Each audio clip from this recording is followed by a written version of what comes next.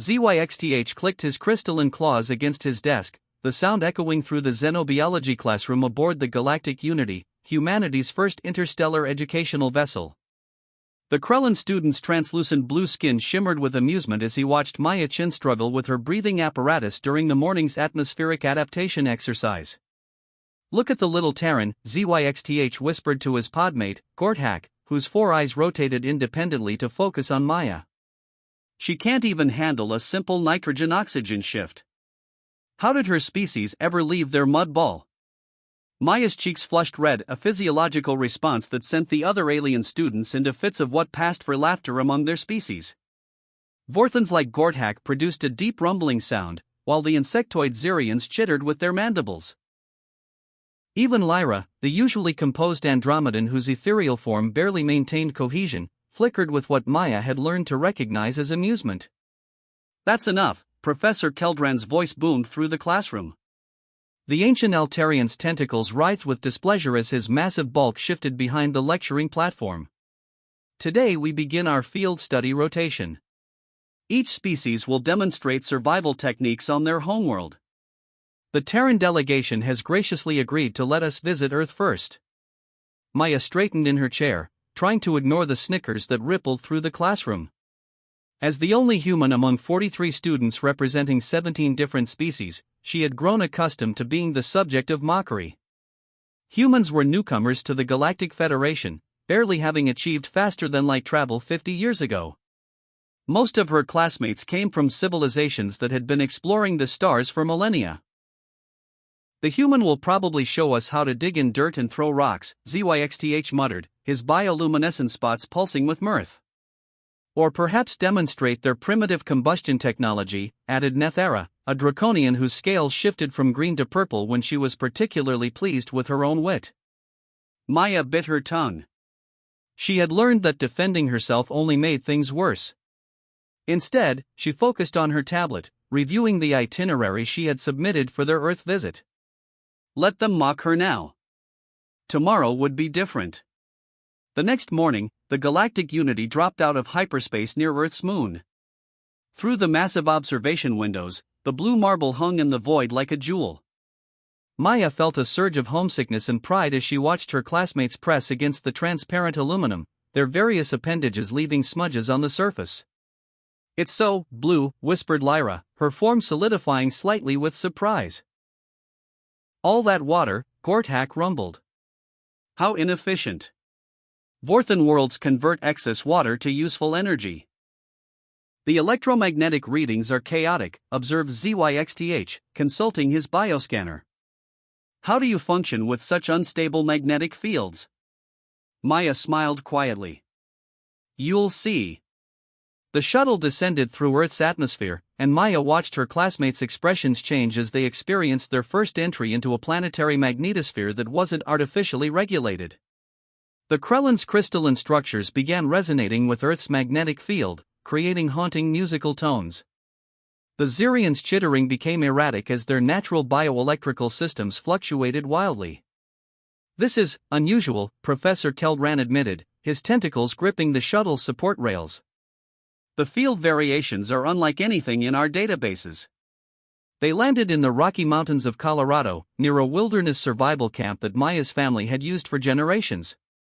As the shuttle doors opened, Earth's unfiltered atmosphere rushed in. No recycled air, no artificial pressure regulation, just the raw breath of a living world. ZYXTH was the first to step out, and immediately staggered.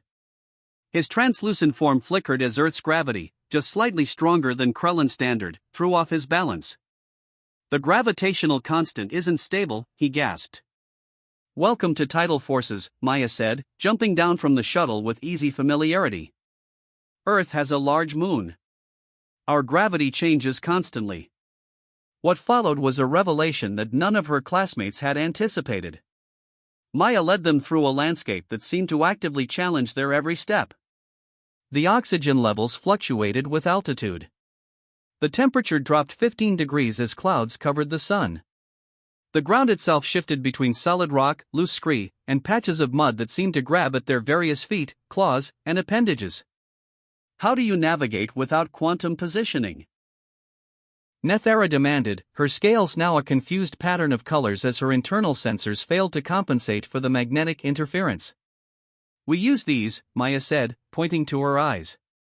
And this. She tapped her temple. Pattern recognition. Memory. Intuition. For creatures accustomed to perfectly regulated environments and technological assistance for every challenge, Earth was a nightmare of unpredictability. The Vorthans, with their mathematical approach to existence, found themselves unable to calculate trajectories in air that moved constantly. The Andromedans discovered that their energy forms were disrupted by something as simple as humidity. But Maya moved through it all like she was dancing. When a sudden mountain storm rolled in, something that would have sent most civilized worlds into emergency protocols, she calmly led them to shelter she had identified an hour earlier. As her classmates huddled in the cave, their various technologies failing in the electromagnetic chaos of the storm, Maya built a fire using nothing but materials she found nearby. The flames flickered and danced in ways that mesmerized her alien classmates. On their worlds, light was either generated artificially or came from stable stellar sources. Fire was something wild, unpredictable, alive.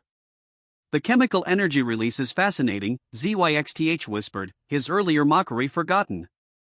But how do you control it? You don't, Maya said simply. You work with it. You learn to read it, predict it, respect it. As the storm raged outside, Maya prepared food, not the perfectly balanced nutrient cubes they were used to, but actual organic matter that had grown in dirt and required preparation. She showed them how to identify edible plants, how to purify water using nothing but sand and charcoal, how to read weather patterns in the behavior of local wildlife. This is impossible, Gordhak rumbled, but his tone had changed from dismissive to awed. Your entire species survives in this chaos? We don't just survive, Maya said, watching the fire dance in her dark eyes. We thrive. Earth made us adaptable. Every day is different. Every season brings new challenges. We can't rely on perfectly controlled environments or technology that does our thinking for us. We had to develop intuition, creativity, resilience. Professor Keldran, who had been unusually quiet, finally spoke. The academic literature describes humans as technologically primitive.